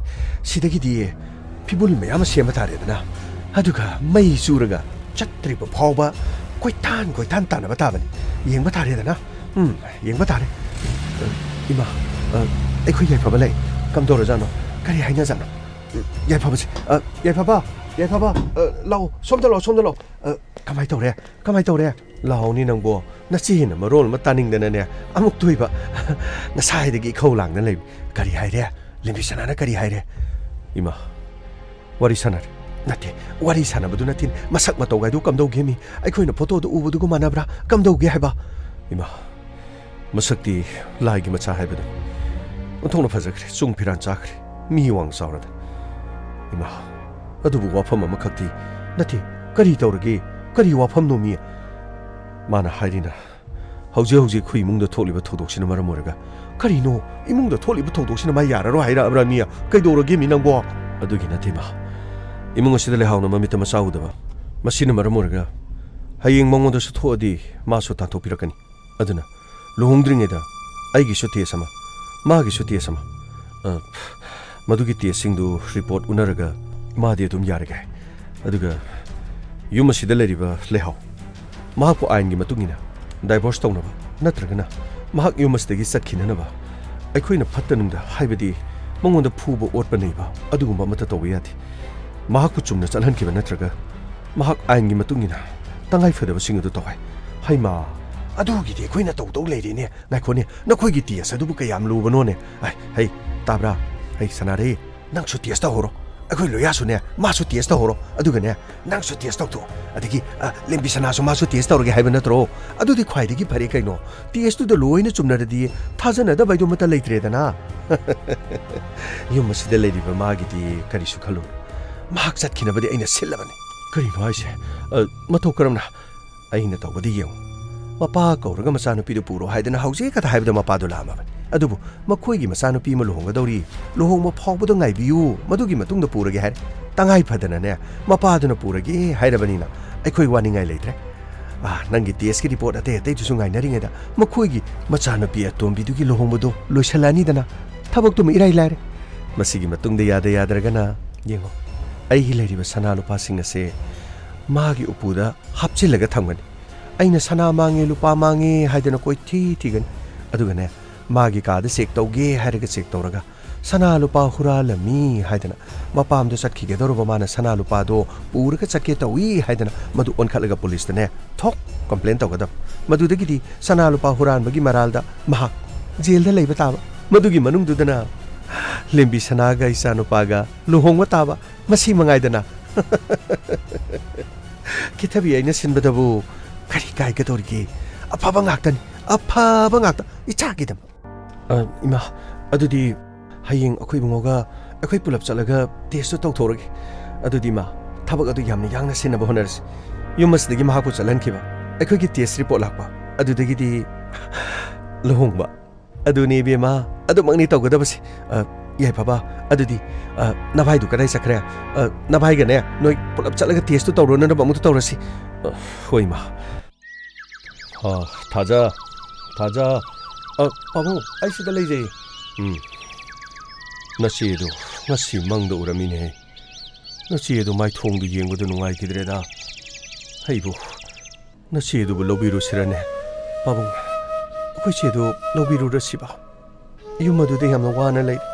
ꯃꯥꯅ ꯑꯩꯒꯤ ꯂꯨꯍꯣꯡꯕ ꯀꯥꯏꯒꯅꯤ ꯁꯥꯒꯩ ꯅꯥꯇꯩ ꯃꯃꯥꯡꯗ ꯄꯥꯕꯨꯡꯒꯤ ꯃꯥꯏ ꯆꯣꯞꯅꯅꯕꯅꯤ ꯍꯥꯏꯔꯤꯕꯗꯣ ꯀꯩꯁꯨ ꯇꯧꯔꯣꯏ ꯑꯩꯒꯤ ꯂꯨꯍꯣꯡꯕ ꯀꯔꯤꯁꯨ ꯀꯥꯏꯔꯣꯏ ꯄꯥꯕꯨꯡ ꯑꯩꯈꯣꯏ ꯆꯦꯗꯨ ꯂꯧꯕꯤꯔꯨꯔꯁꯦ ꯏꯆꯦꯒꯤ ꯃꯑꯣꯡꯗꯣ ꯑꯩ ꯌꯦꯡꯕ ꯉꯝꯗ꯭ꯔꯦ ꯄꯥꯕꯨꯡ ꯏꯆꯦꯅ ꯌꯨꯝ ꯑꯁꯤꯗ ꯍꯜꯂꯛꯄꯗ ꯑꯩꯒꯤ ꯂꯨꯍꯣꯡꯕ ꯀꯥꯏꯒꯗꯕ ꯂꯩꯔꯕꯗꯤ ꯂꯨꯍꯣꯡꯕꯗꯨ ꯀꯥꯏꯖꯁꯅꯨ ꯏꯆꯦꯅ ꯈꯜꯂꯤꯕ ꯋꯥꯈꯟꯗꯣ ꯑꯔꯥꯟꯕꯅꯤ ꯅꯠꯇ꯭ꯔꯕꯗꯤ ꯄꯥꯕꯨꯡ ꯏꯆꯦꯗꯨ ꯑꯔꯥꯟꯕ ꯈꯣꯡꯊꯥꯡ ꯑꯃꯗ ꯁꯣꯏꯗꯅ ꯊꯥꯡꯈꯤꯕ ꯇꯥꯔꯦ ꯊꯥꯖ ꯑꯩꯅ ꯅꯆꯦꯕꯨ ꯌꯥꯝꯅ ꯊꯥꯖꯩ ꯃꯥꯗꯤ ꯑꯈꯥꯡ ꯀꯟꯕꯅꯤ ꯉꯁꯤ ꯐꯥꯎꯕꯗ ꯃꯥꯅ ꯀꯅꯥꯒꯨꯝꯕ ꯑꯃꯒꯤ ꯃꯐꯝꯗ ꯑꯔꯥꯟꯕ ꯊꯕꯛ ꯈꯛ ꯇꯧꯔꯛꯇ꯭ꯔꯤ ꯑꯩꯅ ꯏꯆꯥꯅꯤ ꯍꯥꯏꯗꯨꯅ ꯑꯩꯅ ꯆꯥꯎꯊꯣꯛꯆꯕꯒꯤ ꯋꯥ ꯅꯠꯇꯦ ꯃꯍꯥꯛꯇꯤ ꯑꯈꯥꯡ ꯌꯥꯝꯅ ꯀꯟꯕꯅꯤ ꯑꯔꯥꯟꯕ ꯈꯣꯡꯊꯥꯡꯗꯤ ꯈꯛ ꯊꯥꯡꯏ ꯃꯥꯅ ꯂꯧꯈꯤꯕ ꯐꯤꯔꯦꯞ ꯐꯤꯗꯝꯗꯤ ꯍꯣꯡꯕ ꯌꯥꯗꯕꯅꯤ ꯑꯩ ꯈꯪꯉꯤ ꯅꯪꯒꯤꯗꯃꯛ ꯑꯃꯗꯤ ꯑꯩꯒꯤ ꯁꯥꯒꯩꯒꯤ ꯅꯪꯒꯤ ꯂꯨꯍꯣꯡꯂꯝꯗꯥꯏꯁꯤꯗ ꯃꯌꯥꯝ ꯃꯥꯡꯗ ꯃꯤꯅ ꯀꯔꯤ ꯍꯥꯏꯅꯈꯤꯒꯗꯒꯦ ꯍꯥꯏꯗꯅ ꯃꯥꯅ ꯋꯥꯕꯒꯤ ꯋꯥꯅꯤ ꯑꯩ ꯃꯥꯕꯨ ꯂꯧꯔꯨꯅꯕ ꯇꯧꯈꯤ ꯏꯄꯥ ꯊꯦꯡꯈ꯭ꯔꯦ ꯑꯩꯅꯦ ꯉꯥꯏꯍꯥꯛꯇꯪ ꯂꯩꯔꯒ ꯑꯩ ꯃꯥꯕꯨ ꯂꯧꯕꯤꯔꯨꯒꯦ ꯏꯔꯨꯖ ꯃꯥꯏꯊꯖꯅꯕ ꯑꯩ ꯑꯃꯨꯛꯇ ꯍꯣꯠꯅꯈꯤ ꯍꯣꯏ ꯄꯥꯕꯨꯡ ꯑꯩꯈꯣꯏꯒꯤꯁꯦ ꯂꯥꯟꯅꯤ ꯏꯆꯦꯗꯣ ꯄꯥꯕꯨꯡ ꯏꯆꯦꯕꯨ ꯁꯣꯏꯗꯅ ꯂꯧꯕꯤꯌꯨꯀꯣ ꯄꯥꯕꯨꯡ ꯑꯩ ꯆꯠꯂꯨꯔꯒꯦꯅꯦ ꯊꯥꯖ ꯑꯩ ꯆꯠꯂꯨꯔꯒꯦꯅꯦ ꯍꯣꯏ ꯄꯥꯕꯨꯡ ꯍꯩ ꯌꯦꯡꯉꯨ ꯎꯔꯕ꯭ꯔꯥ ꯑꯩꯒꯤ ꯁꯅꯥ ꯅꯦꯛꯀ꯭ꯂꯦꯁ ꯑꯗꯨꯒ ꯈꯨꯖꯤ ꯈꯨꯗꯣꯞ ꯄꯨꯂꯞ ꯃꯥꯒꯤ ꯎꯄꯨ ꯃꯅꯨꯡꯗ ꯑꯩꯅ ꯊꯝꯖꯤꯜꯂꯝꯃꯕꯅꯤ ꯑꯩꯅꯅꯦ ꯃꯁꯤ ꯄꯨꯝꯅꯃꯛꯁꯤ ꯃꯥꯡꯈ꯭ꯔꯦ ꯍꯥꯏꯗꯅ ꯑꯩꯅ ꯂꯥꯟ ꯇꯧꯔꯛꯑꯗꯕꯅꯤ ꯅꯪꯅ ꯈꯪꯖꯤꯟꯅꯗꯕ ꯁꯥꯔꯒꯅꯦ ꯇꯧꯔꯛꯀꯗꯕꯅꯤ ꯏꯃꯥ ꯌꯥꯔꯦ ꯑꯗꯨꯗꯤ ꯑꯩꯈꯣꯏ ꯌꯥꯏꯐꯕꯗꯤ ꯃꯥꯗꯤ ꯀꯔꯤꯅꯣ ꯅꯣꯏ ꯉꯔꯥꯡ ꯇꯦꯁ ꯇꯧꯔꯨꯕꯗꯨꯒꯤ ꯔꯤꯄꯣꯔꯠꯇꯨ ꯂꯧꯔꯨꯅꯦꯅ ꯆꯠꯈꯤꯗꯥꯏꯅꯦ ꯉꯔꯥꯡ ꯅꯨꯃꯤꯗꯥꯡ ꯋꯥꯏꯔꯝ ꯀꯣꯛ ꯄꯨꯔꯒ ꯂꯥꯛꯎ ꯍꯥꯏꯕꯗꯨꯅꯅꯦ ꯊꯦꯡꯉꯦꯒ ꯑꯗꯨ ꯇꯧꯔꯦꯒ ꯑꯗꯥ ꯇꯧꯔꯦꯒ ꯉꯁꯤ ꯂꯧꯔꯨꯅꯦꯅ ꯆꯠꯈꯤꯕꯅꯤ ꯂꯣꯏꯌꯥꯒ ꯃꯈꯣꯏ ꯑꯅꯤ ꯆꯠꯃꯤꯟꯅꯈꯤꯗꯥꯏꯅꯦ ꯍꯣꯏ ꯑꯗꯨꯗꯤ ꯁꯅꯥ ꯂꯨꯄꯥꯗꯨ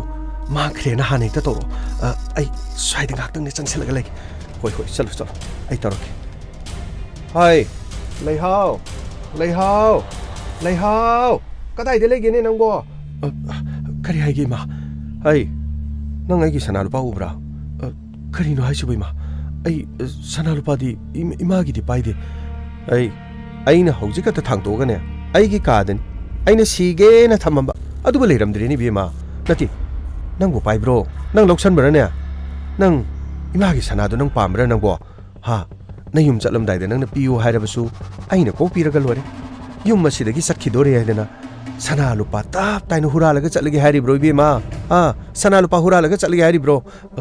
ꯏꯃꯥ ꯑꯩꯗꯤ ꯄꯥꯏꯗꯕꯅꯤ ꯏꯅꯝꯃꯗ ꯑꯃꯨꯛꯇ ꯍꯪꯕꯤꯌꯨ ꯀꯔꯤ ꯏꯅꯝꯃꯗ ꯍꯪꯉꯣꯅꯦ ꯏꯆꯥꯅꯨꯄꯤꯁꯤꯗ ꯅꯪꯅ ꯑꯃꯨꯛ ꯍꯨꯔꯥꯟꯕꯤ ꯇꯥꯍꯟꯒꯗꯧꯔꯤꯕ ꯍꯨꯔꯥꯟꯕꯤ ꯇꯥꯍꯟꯒꯗꯧꯔꯤꯕ꯭ꯔꯣ ꯏꯃꯥ ꯑꯗꯨ ꯍꯥꯏꯖꯕ ꯅꯠꯇꯦ ꯁꯅꯥꯗꯨ ꯁꯨꯝ ꯇꯥꯔꯒ ꯂꯩꯕꯗꯨꯗꯒꯤ ꯏꯅꯝꯃꯅꯒ ꯂꯧꯁꯜꯂꯒ ꯊꯝꯖꯟꯕ꯭ꯔꯥ ꯑꯗꯨ ꯍꯥꯏꯖꯕꯅꯤ ꯀꯔꯤ ꯏꯁ ꯏꯆꯥꯅꯨꯄꯤꯁꯦ ꯍꯨꯔꯥꯟꯕꯒ ꯑꯃꯨꯛ ꯇꯥꯍꯜꯂꯤꯅꯦ ꯍꯩ ꯉꯥꯏꯍꯥꯛꯇ ꯉꯥꯏꯔꯕꯅꯤꯅꯦ ꯔꯤꯄꯣꯔꯠ ꯂꯧꯕ ꯆꯠꯈ꯭ꯔꯤꯕ ꯔꯤꯄꯣꯔꯠ ꯂꯧꯕ ꯍꯦꯛ ꯆꯠꯈꯤꯕꯒ ꯅꯪꯁꯨꯅꯦ ꯁꯠ ꯅꯄꯥꯅ ꯅꯪ ꯂꯧꯕ ꯂꯥꯛꯑꯒ ꯅꯪ ꯆꯠꯈ꯭ꯔꯒ ꯂꯣꯏꯔꯦ ꯁꯤꯗꯒꯤꯗꯤꯅꯦ ꯊꯕꯛ ꯄꯨꯡꯂꯣꯏ ꯂꯣꯏꯅꯔꯦ ꯅꯪꯗꯤ ꯌꯨꯝꯁꯤ ꯊꯥꯗꯣꯛꯑꯒ ꯆꯠꯇꯣꯔꯕꯅꯤ ꯍꯥꯏꯗꯅ ꯑꯩꯒꯤ ꯁꯅꯥ ꯂꯨꯄꯥꯗꯨ ꯅꯪꯗꯤ ꯍꯥꯞꯆꯟꯗꯅ ꯄꯨꯁꯟꯗꯅ ꯂꯣꯠꯁꯟꯗꯅ ꯊꯝꯃꯤꯔꯣ ꯍꯥ ꯂꯥꯎ ꯑꯝꯇ ꯌꯦꯡꯒꯦ ꯂꯥꯎ ꯅꯪꯒꯤ ꯎꯄꯨꯗꯤ ꯌꯦꯡꯒꯦ ꯂꯥꯎ ꯑꯩ ꯂꯥꯎꯅꯦ ꯁꯅꯥꯔꯦ ꯂꯥꯎꯅꯦ ꯀꯩꯗꯧꯔꯒꯦ ꯏꯃꯥ ꯑꯩꯒꯤ ꯁꯅꯥꯗꯨ ꯂꯩꯔꯝꯗ꯭ꯔꯦ ꯑꯩꯒꯤ ꯁꯅꯥꯗꯨ ꯂꯩꯔꯝꯗ꯭ꯔꯦ ꯀꯔꯤꯅꯣ ꯍꯥꯏꯁꯤꯕꯣ ꯑꯩꯗꯤ ꯄꯥꯏꯗꯦꯀꯣ ꯏꯃꯥ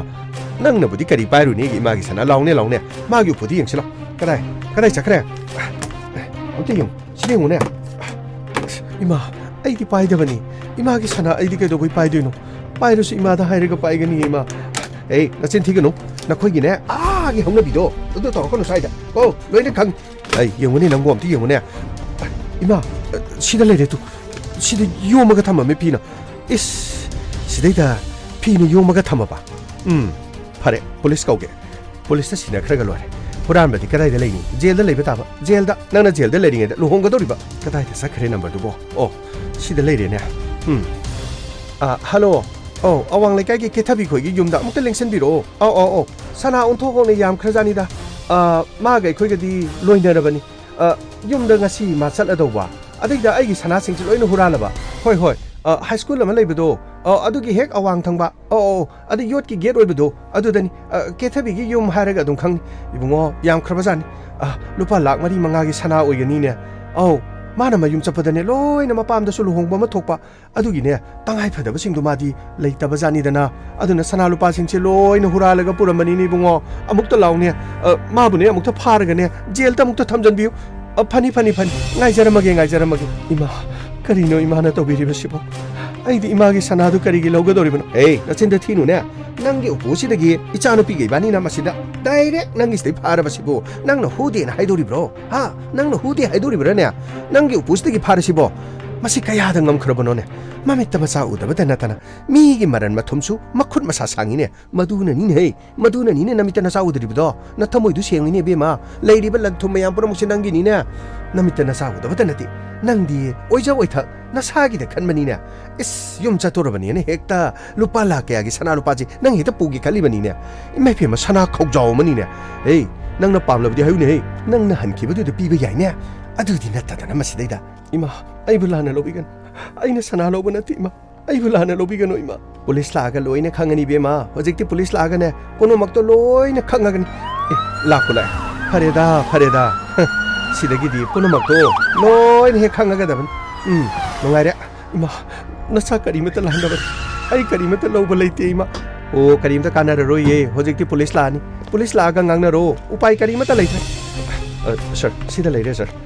हौजिक फोन तौबिरकपदो मानी बुंगो अखोइननि फोन तौजरकपदो यामलबा सनफम सनालुपा तु सिदा लेरे तु पोलप खाउजाउसे म पाइरगने माइ पुसिदा थमगने हेक्ता पुदौगी तौदना लेरमबन हाइबिरि वफमसि सर अइना लौबा लेथि इमाना कोथि थिरकपदुदा अइदि खंदे हाइजरुबन अदुबु इनमगा मखोइ उपुसिदा चेक तौबदगी अइगी उपुसिदा थमम सर अइबु युमसिदा मित्तै साउदि हाइदना मखोइनि युमसिदा लेहनिंगदबगी कोइरबन अदुबु अइसु चतखिनबा सेम साजबन इनाउनुपि मखक लुहोंगदो मदु फाउबदंग हाइदना लेजबन अदुबु अइसु चलसिरा हाइदना खलगा लेबन सर तालक असिदा अइबु युमसिदगी चलमदाय असिदसु सना हुरानबा हाइबा मिंथोलसे पिनेनबगिदबा इमा खोइना अइबु नमदुने इरा लेबा ताहलिबन नचिंदु थिगनुने इबुंग इंस्पेक्टर फारोने पुरोने पुनसिलोने अमुक्तंग बिखोइमा असेंग मचुमदु करिनो हाइबा सोइ खोइसु खंद्रि मसिदि इमुंग मनुंगदा सना लुपा मांगनबा हाइसिदि मी अतोपगसु नति अदोंगी इमौगा मदि मनेमगनि तौनरि थबक्सि अदुगा इमुंगसिगि वाफम खरे खोइना हानदगी मियोय मखंना पाउ पिरकपदगी अखोइना खंजबा खरसु ले अमबु ओइरे इमुंगसिदा लेबा मौसिना सना हुराली हाइबसि सोम आई मचानुपि अदुदि थारो सर वारो बिबियाद्रे सोंगिसि इमौ मानी बुंगो लेहाव हाइबदुनी हाइमा कइनो याइफबा सुक सुक्तरा लाइदि कइदौरे हा कइनो नबाइदि कदाइ चखरे इमा इबाइदु कदाइ चखरबनो खंथि थिबा खंथि करि थिबा खंथि हाइबदि कइनो हा ꯊꯤꯕ ꯈꯪꯗ꯭ꯔꯦ ꯍꯥꯏꯕꯨ ꯀꯔꯤꯅꯣ ꯏꯃꯥ ꯏꯃꯨꯡ ꯑꯁꯤꯗ ꯏꯃꯥꯒꯤ ꯅꯤꯡꯕ ꯊꯨꯡꯅꯅꯕꯒꯤꯗꯃꯛ ꯏꯃꯥꯅ ꯍꯣꯠꯅꯔꯤꯕ ꯄꯨꯝꯅꯃꯛ ꯂꯣꯏꯅꯃꯛ ꯀꯔꯦꯝꯕ ꯇꯥꯔꯅꯤ ꯏꯃꯥ ꯀꯔꯤꯅꯣꯅꯦ ꯍꯥꯏꯔꯤꯗꯨꯕꯣ ꯍꯥ ꯀꯔꯤꯅꯣ ꯅꯪꯅ ꯍꯥꯏꯔꯤꯗꯨꯕꯨ ꯀꯔꯤꯅꯣ ꯏꯃꯥ ꯁꯤꯒꯤ ꯆꯦꯁꯤ ꯇꯦꯁꯀꯤ ꯔꯤꯄꯣꯔꯠ ꯀꯩꯗꯧꯔꯒꯦ ꯇꯦꯁꯀꯤ ꯔꯤꯄꯣꯔꯠꯇꯨ ꯀꯔꯤ ꯇꯧꯔꯒꯦ ꯇꯦꯁꯀꯤ ꯔꯤꯄꯣꯔꯠꯇ ꯏꯃꯥ ꯀꯩꯗꯧꯔꯒꯦ ꯇꯦꯁꯀꯤ ꯔꯤꯄꯣꯔꯠꯇ ꯀꯩꯗꯧꯔꯒꯦꯕ ꯏꯃꯥ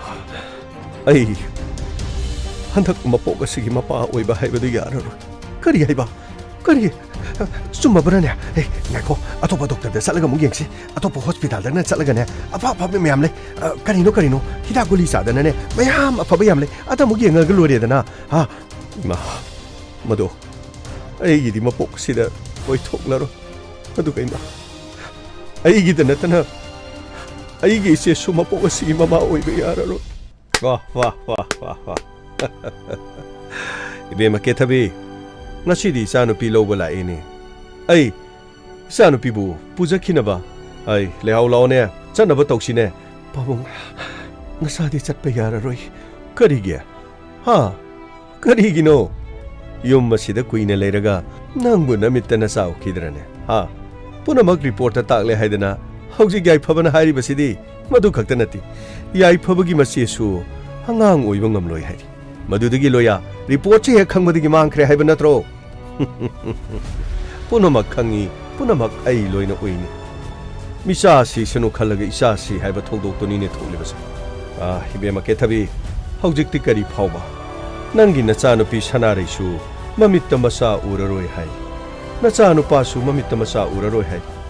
अइगी इचानुपीदी टेस्ट तौबदा ममा अमा ओइबा याबदुदी अदुमक लेरि अदुबु नंगी नचा अनिमक्तदी हौजिक थौदोकसु थोकनरे कमदौबा नंगी नचाबु हुंदोकलमलगा लोयादी चेनख्रे लोयाना कदाइदा फारुगदोरिबा नंगी नचागी पुंसीदा थोकनरबनिना हौजिकति करी फावि नंगी थमोइदा करी फावि केथबी नंग हायुदना नंगी तादादा वाही खरदी हायुदना तादा ꯑꯩꯒꯤ ꯏꯆꯥꯅꯨꯄꯤꯁꯨ ꯑꯃꯤꯠ ꯃꯆꯥ ꯎꯔꯔꯣꯏꯗꯧꯕ ꯑꯗꯨꯒ ꯂꯣꯌꯥꯅ ꯏꯆꯥꯅꯨꯄꯤ ꯍꯨꯟꯗꯣꯛꯂꯒ ꯆꯦꯟꯈ꯭ꯔꯕ ꯑꯗꯨꯒ ꯃꯔꯥꯜ ꯂꯩꯇꯕ ꯏꯃꯧꯕꯨ ꯑꯩꯅ ꯁꯅꯥ ꯍꯨꯔꯥꯜꯂꯦ ꯍꯥꯏꯗꯅ ꯑꯩꯅ ꯃꯔꯥꯟ ꯄꯤꯁꯜꯂꯒ ꯌꯨꯝ ꯑꯁꯤꯗꯒꯤ ꯇꯥꯟꯊꯣꯛꯅꯕ ꯍꯣꯠꯅꯔꯕ ꯍꯧꯖꯤꯛꯇꯤ ꯑꯩꯈꯣꯏꯅ ꯏꯃꯧ ꯑꯣꯏꯕ ꯄꯥꯝꯖꯕ ꯂꯦꯝꯕꯤ ꯁꯅꯥꯁꯨ ꯏꯆꯥꯅꯨꯄꯥꯗ ꯑꯁꯣꯏꯕ ꯂꯩꯔꯦ ꯍꯥꯏꯕ ꯈꯪꯂꯕꯅꯤꯅ ꯃꯍꯥꯛꯁꯨ ꯌꯨꯝ ꯑꯁꯤꯒꯤ ꯃꯧ ꯑꯣꯏꯌꯣ ꯍꯥꯏꯕ ꯌꯥꯔꯔꯣꯏ इनेम गिले हाओ इनेम लानखरे इंस्पेक्टर इमौ से हुरान मिनती माबु नमदनु युम मसिदगी चटखिनब याननब ऐन होनकिबन पुनमक्से ऐगी चानुपीगा अखोय अनिना सेनखिबन माने युम मसिदगी चटखरबदी अखोय अमुक खना लुहोंग याननब अखोय नो होनजखिबन इमौ नुपी असे मरा लैतबन इंस्पेक्टर अखोय बुंगां पियु मदु यारो मी अमदा मराल थंगजन बाइबसी आइनि याद प्लान असदि यावकिबा इचानुपीगा इतैमगदि पुलिस स्टेशन द सतब सुंया यारा थरो अनि से फाजन बतोसी गाड़ी धावकल फानी सर इबुंग अखोइबु पुबिरनो इबुंग केंत काना रोई मिंगोना मराल थंगजल के तोबि यार अंत काकपि गाड़ी दा अंत चपियो अंत लाइबिको सर अखोइ इमुंग द सना नुपा मांगबा मत लैति इमागा इनमगा अखोइना सुम इमादा लकना सेना तौबनी सर वरो बिबियादी अखोइना सोइकिबदुगी दमता सर नमुक्ता गापियो अखोइ सना लुपासु अमता मांगबा लैत्रे सर खोइ योबिखिबा यारनी इमुंग असिदा पोचै हुरानबा मांगबा करिगुमा मता लैथि करि हाबा इमुंग असिगी मिंगचत कननबगी दमता लेहाउ होनरिदो खंगिले हा पुनमक अखोइदा कॉल तौरक्तना हाइरक्रबन असेंगबा चुम्बदु तंगाइ फदना अखोइ रिपोर्ट अमदी तौदबी यादि मखोइबु जेल द थंगने हाइबा नथि तंगाइ फदना लॉकअप फाउबु तंगदि यौदबी यारो इपागी बेमा लेहाउ ला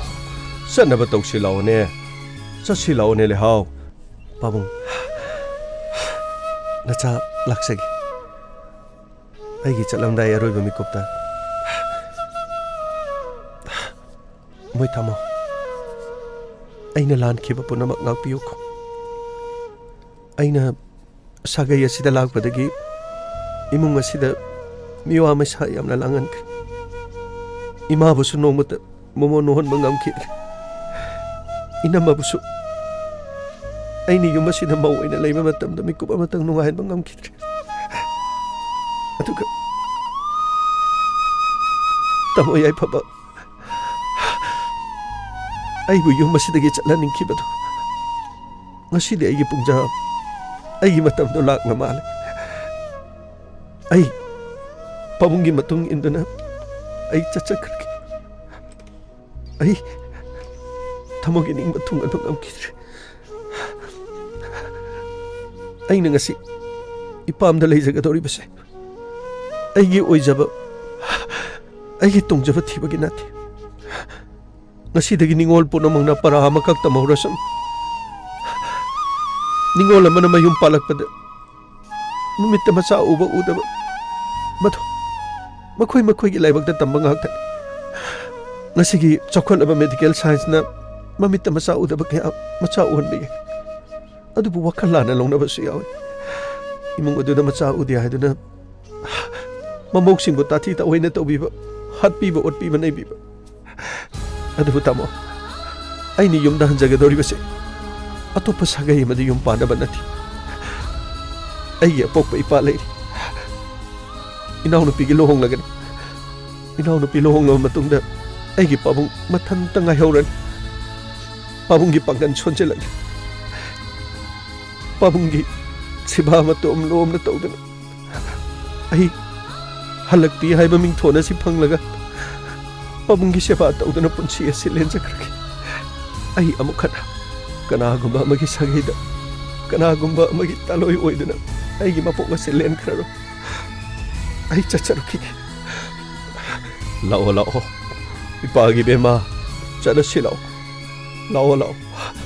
kaya da phaja krabron as masigi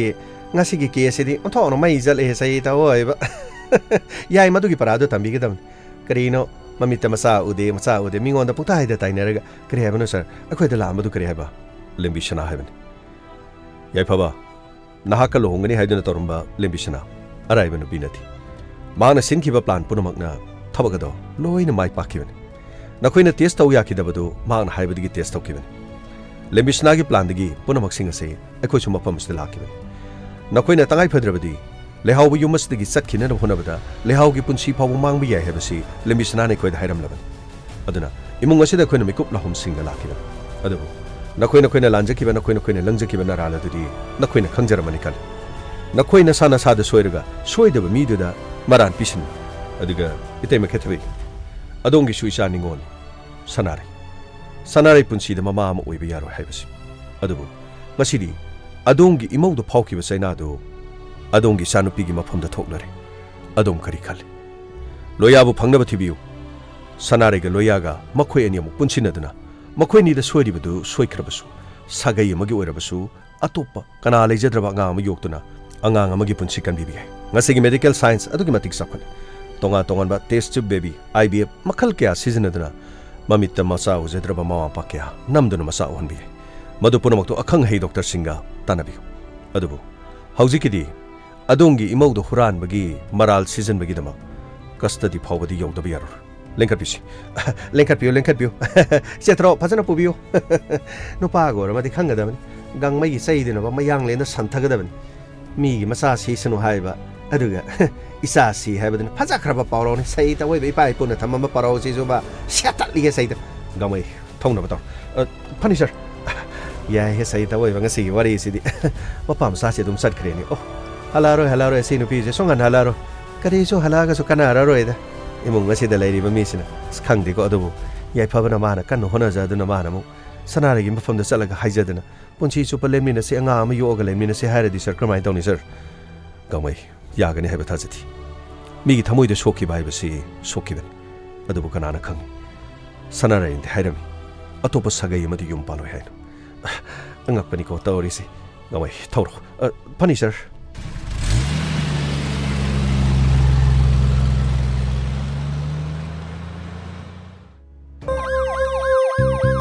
Lakle Inspector Tayay Lakle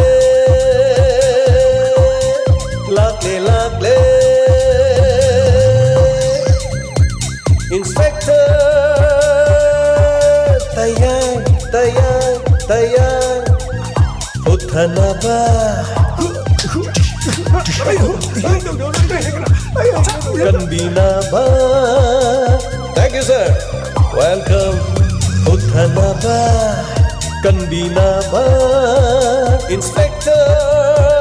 tayar tayar tayar lakle lakle.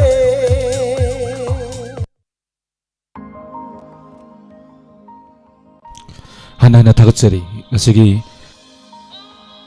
인스펙터 tayay chanipanga humdra mga subatang tabiriba kurimag dagatchari ngasigi may lising ani hana 2.1k yawiba hani nga letra dagatchari ngasigi tangkak asi tabi bada dongi tamoy da kari pawi bage feedback amati comment pibiramo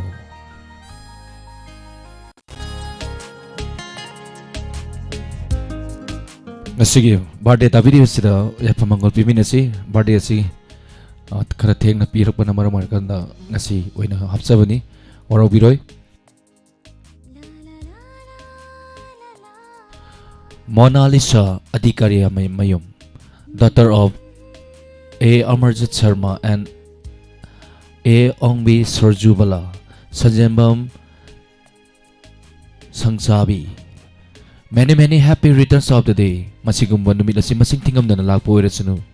Anaya yaw da ba punsinung siyangba. Palem pantawgi. Sewa matolong na pangbo irasunu hay da na isugi mafamda. Tony Jari. mayamsu ngasigi birthday tabiri becha asigi yafamongo piminasi ngasi comment yam sangna bajaroi isai amuna mayam thorom solution bagi ya logjage Hawizam Divya Lakshmi sir ngasigi wari yamna fajai episode 875 yamna fajai matung dasu yamna fajaba wari kaya puthok piduna gyan tahan biyu na tapirak patagchari kesor gurung Somi Sila ke ais angobi sorok khaibam Chinga kham imobi thagachari pele he na hebire yu khoi wari se tar kan dai tare thamoi da pela kan da mi ji makhon tho e duni sabir mai bam thagachari thorom sabir sarya bir joy chandra le hau thabam thagachari aronia ko jam thagachari somi wai kom once again jamuna ni ngomong ngasigi wari se on fajai micha sisenu hair ga isa si haiduni na takpirak pa thagachari Mama Ebeman Devi birthday gi afamanga bibirakpa thagachari Binodani Khomram birthday gi afamanga bibirakpa thagachari Ariwam Gyanesham Sharma Pabung lehau anigi wari se yamna fajakre manembok kethavina mamauda otpagi machada takre na tapire thagachari Pabung taksomeri thagachari Hawijam thagachari Thangjam Manjana abe khangemam tayai wari se yamna nungai nungshi wari se fajai sar na tapire Rajesh Naurem yam nungshi le hau satkiba na tapirakwa lanchelaga mai sar ngasigi wari yamna fajai sarga loinana ba singe thagachari thorom saru yarbako sana bi oinam leisal suna lengduna shambirak liba leirang pareng amagumna puthuk pirak pa monodrama asi tasengna yamna fajai thamoida lila amani haiba kauhalli thagachari pa James Puna takpirei thagachari sana bi oinam thagachari lalital na mayra pom sar olen ngasigi wari yona fajai manem phatabi sabada Sir James ki talent angakpani han thagachari staff puna mapu yai fa bada oibi yona takpirak pa thagachari maibam prakash sir tayai bu thagachari lehaugi punchina yumda hankibado nungai yamna makhoi loina phabiu thanks anabire Helen Devi yum khaibam tagachari sahen bi yumnam thank you very much ngasigi thoromosi mapung pan biriba hawudagina loiba saru ya pau saru ya biriba mi lisingani hena thoromosi saru ya bi haininga laitena tagachari diamond tv na santok chari ba thoromosi bu mayamna support to bi ba haininga laitena mukana tagachari Isai makhodol tamjagi isai asina thorom se mayam dagi lotion magi ayaba logjagi yening hulakle Binod Kumar Sharma music direction amadi Sir James ki kontok ta khodol tamjagi mayam puna saru yaminasi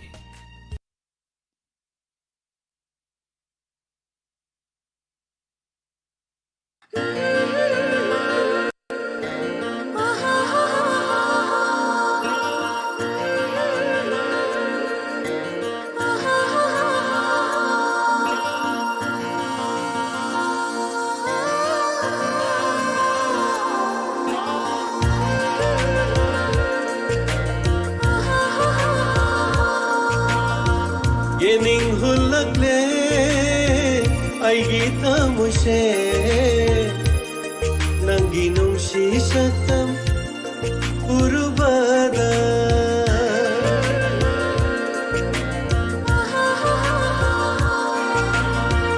yening hulakle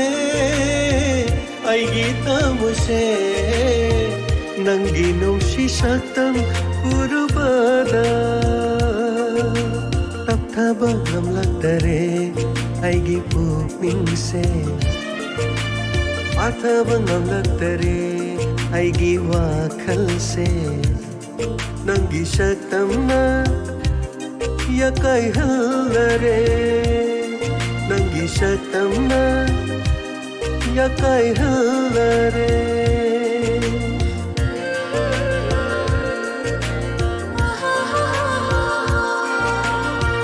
yening hulakle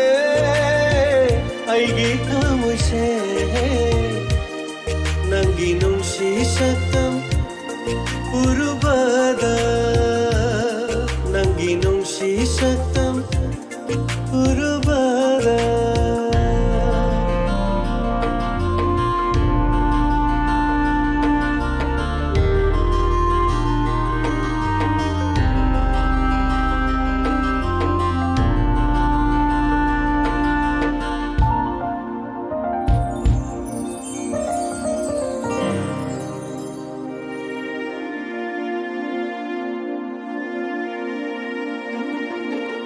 ꯈꯪꯂꯝꯗꯕ ꯅꯨꯡꯁꯤꯕ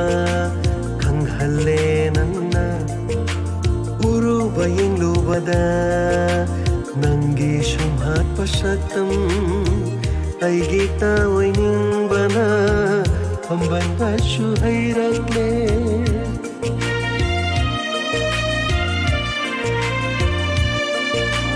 ꯈꯪꯂꯝꯗꯕ ꯅꯨꯡꯁꯤꯕ ꯈꯪꯍꯜꯂꯦ ꯅꯪꯅ uruba yenglubada nangi sumhatpa saktam aigi taoiningbana ambanbasu hairakle mikup amatasu kauba ngamdare mikup amatasu kauba ngamdare nangbu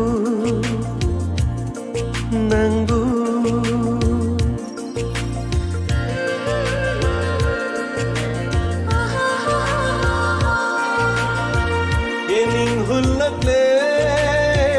aigi tamuse nangi nungsi satam urubada nangi nungsi satam urubada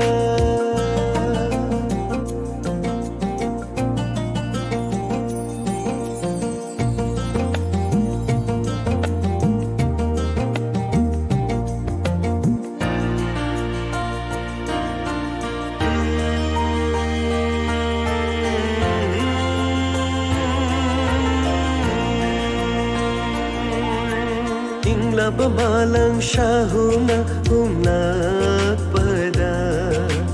nungsi irikna jothalle aigi hakchangse nangi athang amabu pangnaba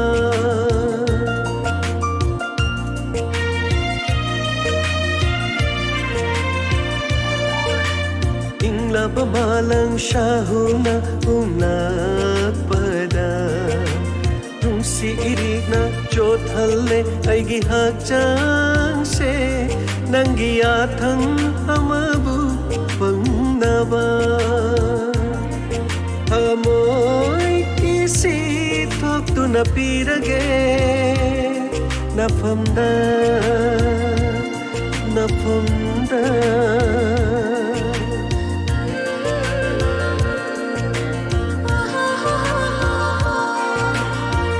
yening hulakle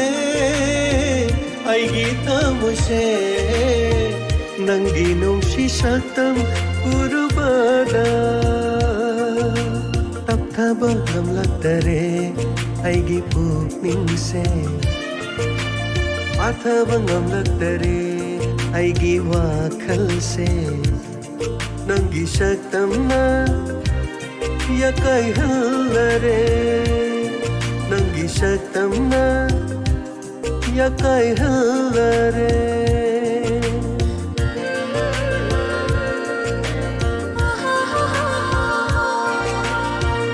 ening hullakle aigi kawse nangi nungsi saktam purubada nangi nungsi saktam purubada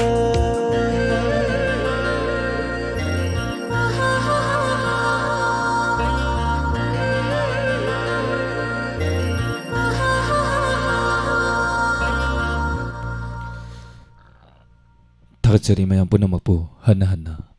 ngasigi thorom asida saru yabiri vakudima mukana ani ngalai tana tagatjari loinana che nandanina lupa thorom asida lupa lising amaga chama kapiraktuna thorom asigi puning thagatpiri iche hani ngalai tana tagatjari toru thabak khudimakta mai pakpu oirasunu haidana isorgi mafamda thoni jagi loinana ngasigi mayam thorom solution bagi haya balok jagi mayam ngasidi mangfaminarasi nungaina pathaminarasi hayeng koro ya faraba namita mayam punna amu thengnaminarasi haijari loinana Sir James na lila sakiba halakpada lamida tekta kaidana asoyengam yaudana hiumda yorokpa oirasunu haidana isorda thoni jabaga loinana mayam punna mapung olen sapamna amukana khurumjari